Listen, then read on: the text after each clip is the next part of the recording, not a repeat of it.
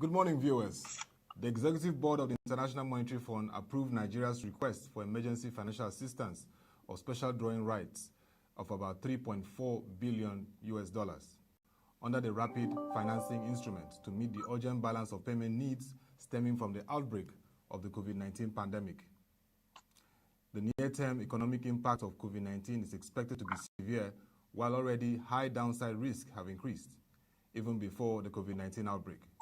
Nigeria's economy was facing headwinds from rising external vulnerabilities and falling per capita GDP levels. The pandemic, along with the sharp fall in oil prices, has magnified the vulnerabilities, leading to a historic decline in growth and large financing needs. The IMF financial support will help limit the decline in international reserves and provide financing to the budget for targeted and temporary spending increases aimed at containing and mitigating the economic impact of the pandemic and of the sharp fall in international oil prices. The IMF remains closely engaged with the Nigerian authorities and stands ready to provide policy advice and further support as needed. Welcome to our Economy and Politics show and Economics Discourse, and today we'll be looking at COVID-19, the economy, and the real estate market. We need to discuss the implications of this for the real estate, construction, and indeed property market industry in Nigeria is Mr. Hakeem Ogunniran, founder and CEO, Eximia Realty Company Limited. Good morning, sir.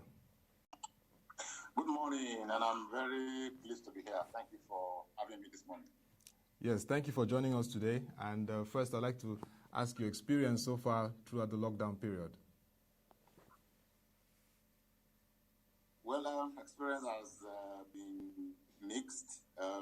We've been indoors all through this period, but it's also given us the opportunity to reflect, to rethink so many things, and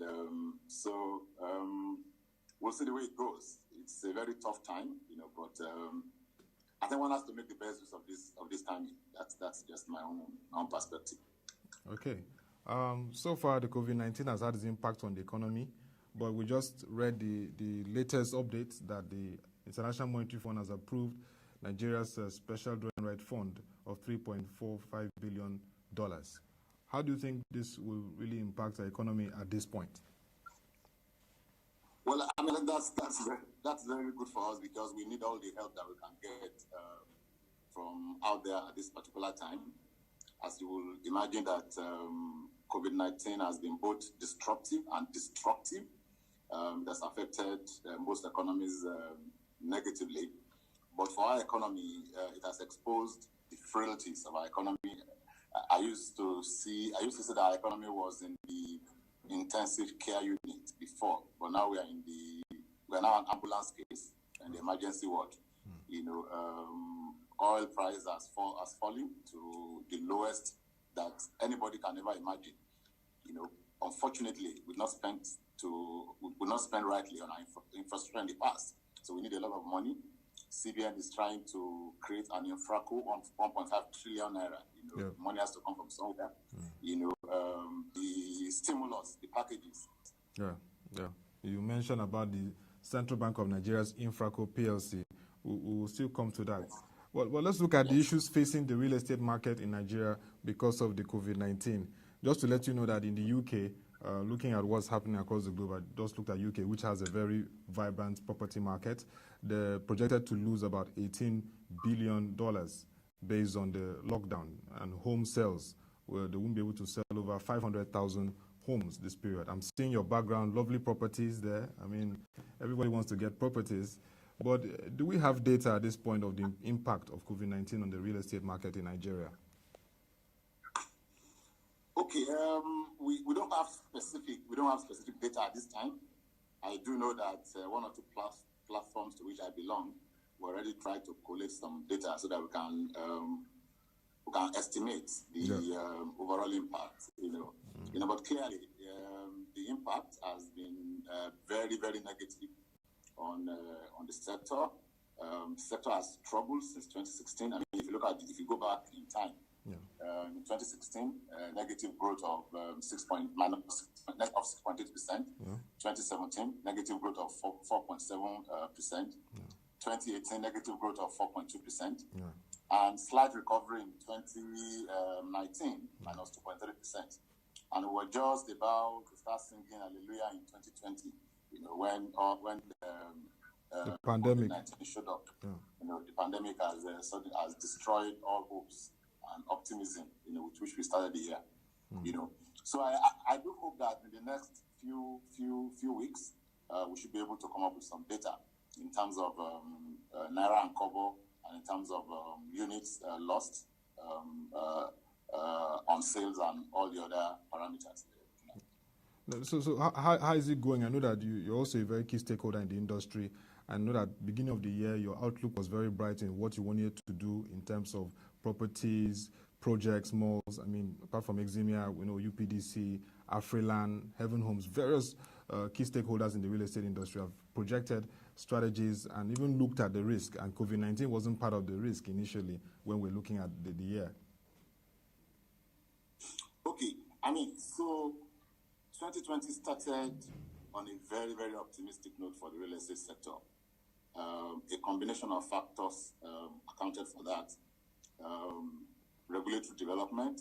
So from 2018, there have been some new regulatory interventions. The new Pioneer Status legislation in 2018, the Finance Act in 2019, which helped to solve some of the problems that the sector has been facing. But more importantly, macroeconomic favorable factors, so crash of interest rates, crash of yields on alternative asset classes, particularly treasury bills. So for the first time in about 10 years, it appeared that real estate as an asset class had a fighting chance against competing assets, because it means that with a yield of around 6 to 8%, you can pitch your value before investors for real estate assets, And so some of us even thought that, there could have been no better time to be in real estate than now, And we were all very optimistic, but the pandemic had changed all that, and it's even difficult to really begin to imagine the overall impact on real estate. One thing that I would like to stress that real estate doesn't like uncertainty. People don't take serious real estate decisions when times are uncertain. Because for many people, for example, who buy homes, that investment is the single greatest and largest investment they will make in their lifetime. So they want to take the decisions when the environment is a bit stable and things like that.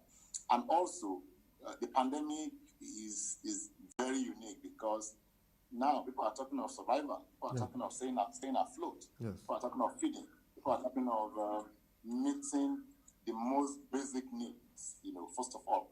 So it's difficult to begin to ask somebody to buy a house, to buy a home now.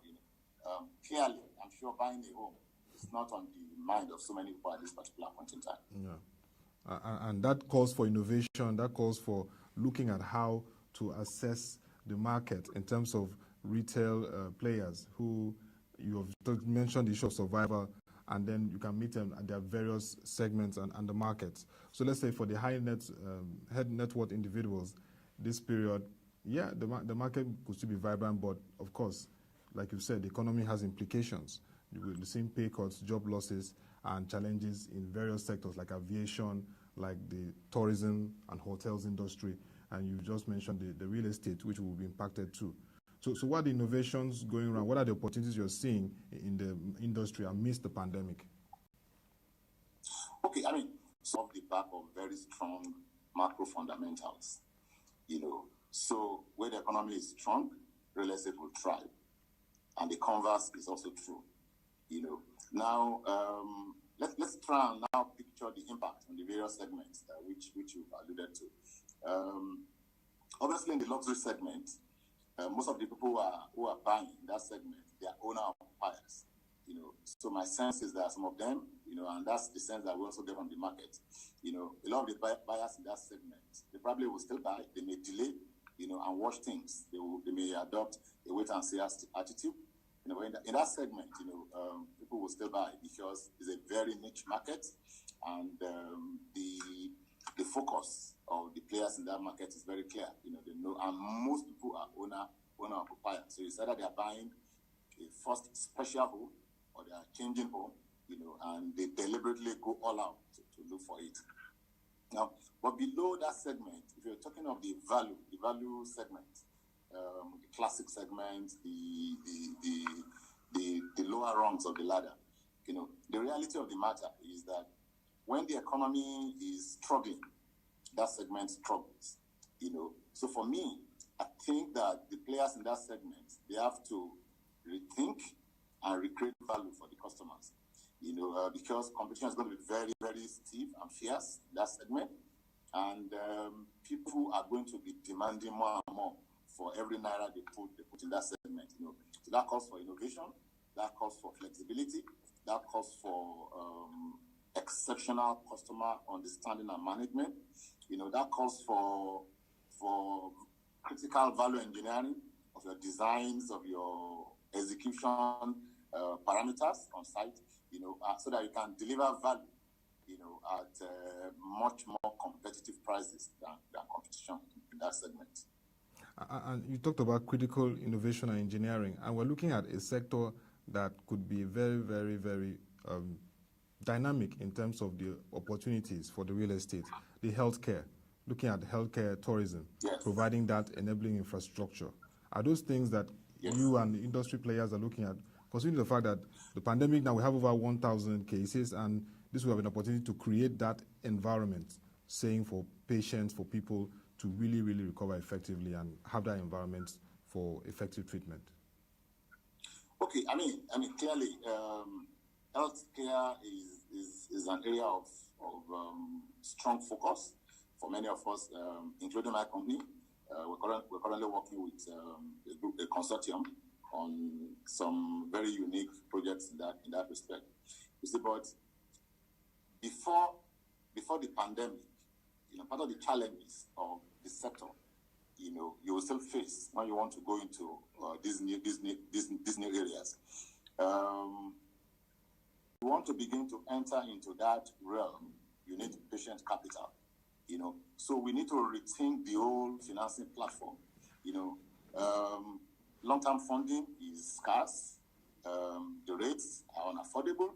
These are not the kind of developments that you do with borrowing at 10, 15, 20%. They're just going to die.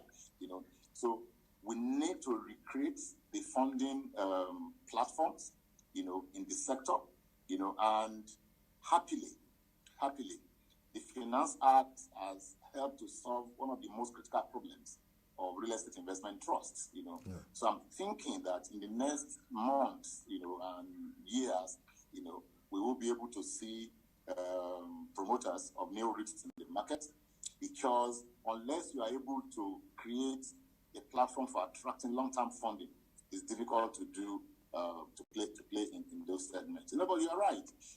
When things like this happen, you have to start looking at alternative asset classes. In the UK that you mentioned, for example, it's interesting to know that I was reading a report on Property Pro, I think late last week, that during this period, demand for alternative asset classes are actually going up. For example, for student hostel accommodation, and they were trying to investigate why everybody should really be running away now. So it's a time to look at alternative asset classes beyond the traditional commercial, retail, residential that we've all looked at. Even logistics. Entry, for 3PLs and for 4PLs, and that's also an area that people should be looking at. But these are not short-term solutions. These are solutions that call for deliberate, strategic approach. So that we can create that platform and ensure that we don't go under. And you mentioned structure and system is the mortgage markets in advanced economies, but here we need to see the National Mortgage Refinancing Company and the Federal Mortgage Bank of Nigeria, FMBN, trying to work out modalities. But how do you assess the mortgage market? Because its penetration is still low in the country, and we still need to address housing for the critical mass of Nigerians. I'd like you to speak to those issues this period of the pandemic. Okay. First of all, mortgage penetration is very low in Nigeria. Currently, we have just about 20,000 mortgages in Nigeria. If you look at the ratio of mortgage to GDP in Nigeria is 0.6%, and that's just very, very funny.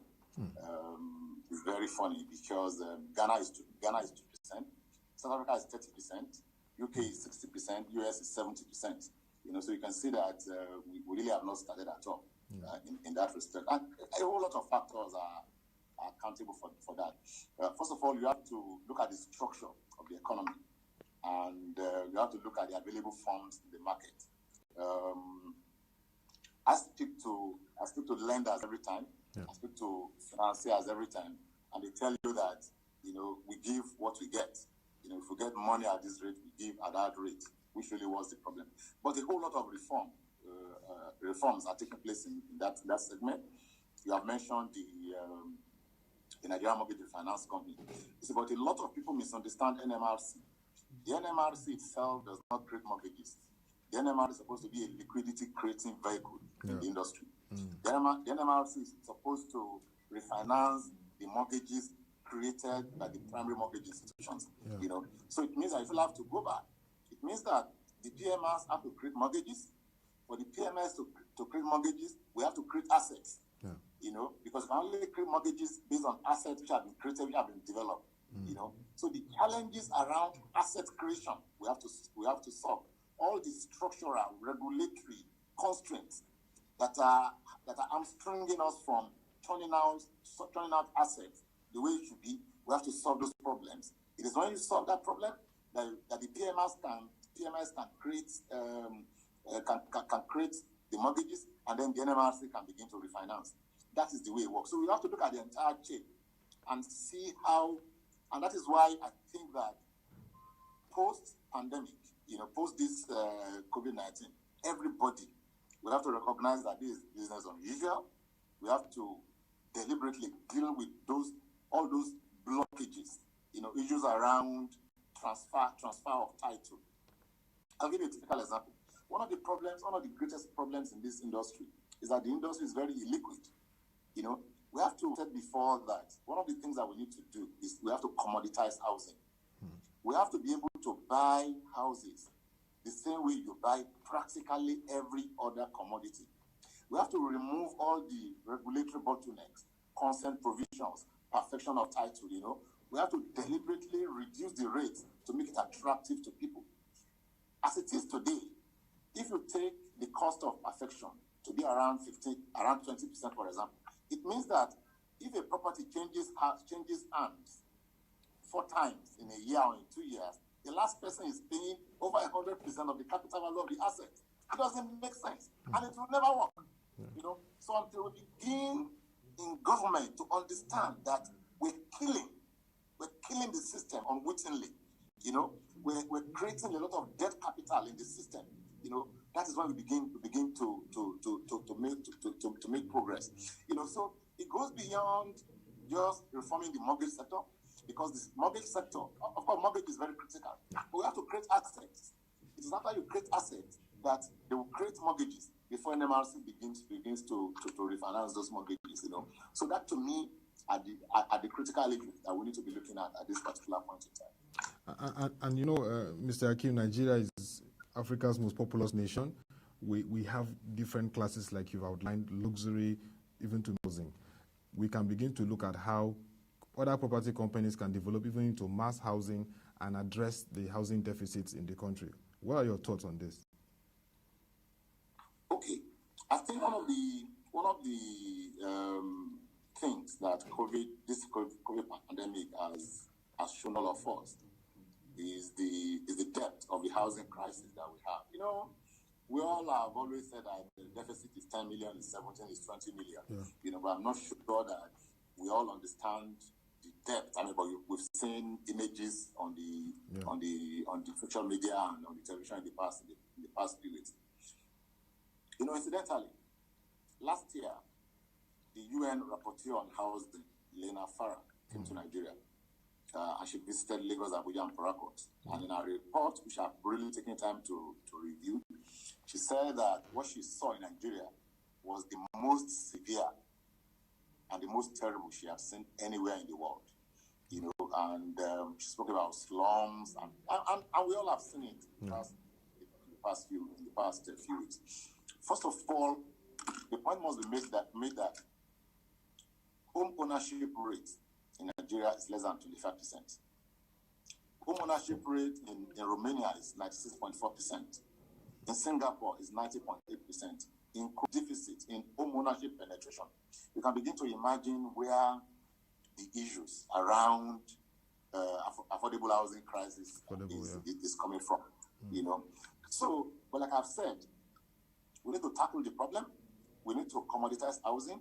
We also need to industrialize the process of housing delivery. We're still building houses. We have to start manufacturing houses. If you look at the National Housing Policy, the 2011 Housing Policy, it has three legs. It speaks to finance, which we're trying to do with NMRC now. Liquidity. It also speaks to titling. It speaks to titling, and it speaks to technology, to the deployment of technology in housing delivery. So we're tackling one leg. We need to tackle the other legs. Because until we do that and we begin to deliver houses, and we need a lot more social interventions. Today, the Family Homes Fund is doing great, because it has been created as a vehicle to deliver social mass housing. And you can see that in spite of all the constraints, they're delivering houses in about 6 to 7 states currently.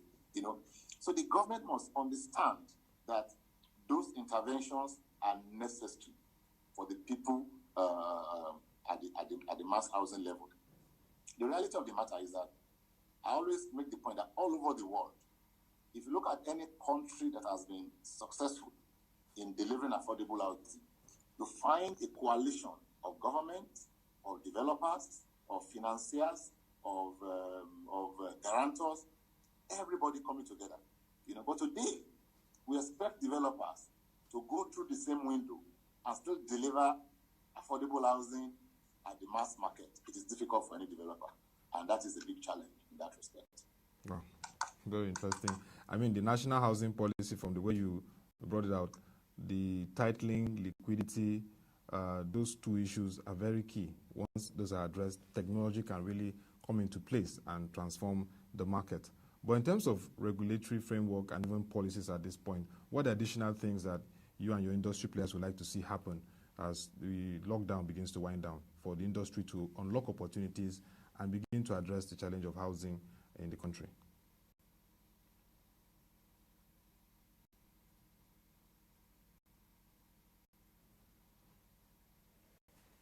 Okay, Mr. Hakeem Ogunniran, I think there are some slight technical challenges there, so we'll still get back to him. He will connect back to us. But he has been talking about the challenges in the industry, the need for innovation, and he has mentioned the national housing policy being pushed with looking at the issues of titling, liquidity, and embracing technology. Mr. Hakeem, are you there?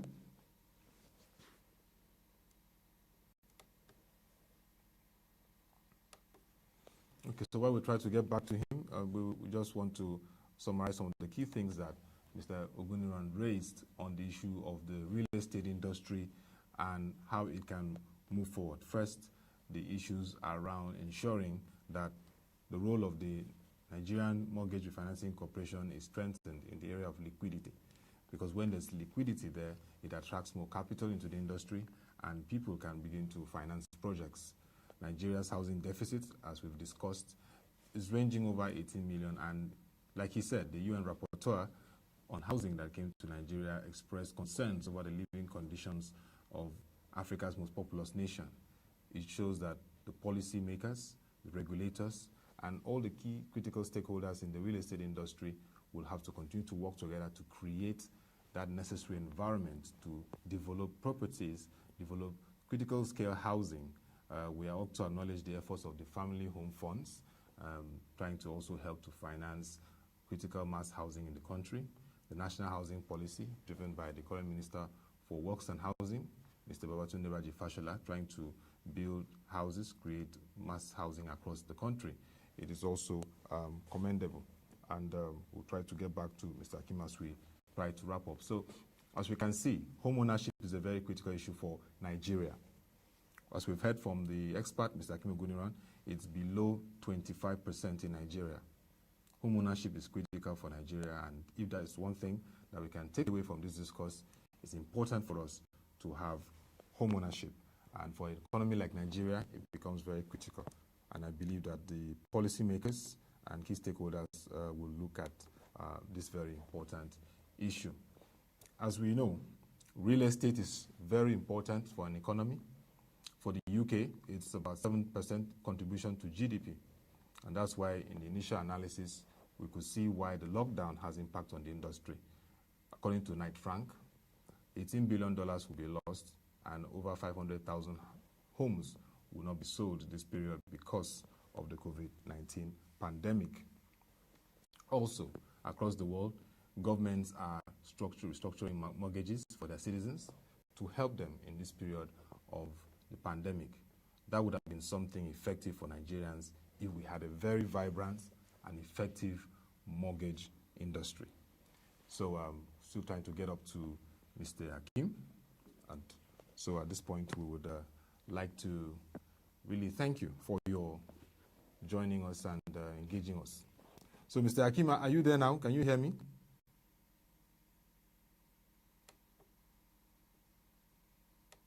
Mr. Hakeem, can you hear me?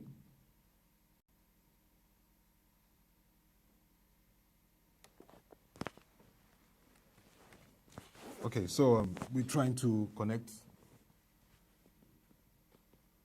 Slide system challenge there, but we'll still try to connect with him on the network. So at this point, we would just really want to thank you very much for joining us on the Economy and Politics show. We'll still have Mr. Hakeem Ogunniran in the course of this discourse. It was very interesting listening to him, and some of the key points, like I said, he raised earlier: the need to increase home ownership in Nigeria, the need for liquidity in the industry, and the need to embrace the three key issues from the 2011 National Housing Policy. For Economy and Politics Discourse today, which we looked at the real estate industry, implications of COVID-19 for the real estate industry. It was really interesting and nice to have Mr. Hakeem Ogunniran, founder and CEO of Eximia Realty Company Limited, a key industry player in real estate and property and construction. We'll continue this conversation by 10 a.m. with the market review, and we'll be looking at COVID-19 and the impact on the Nigerian capital markets. It will come your way again. Thank you for watching. Have a nice day and stay safe.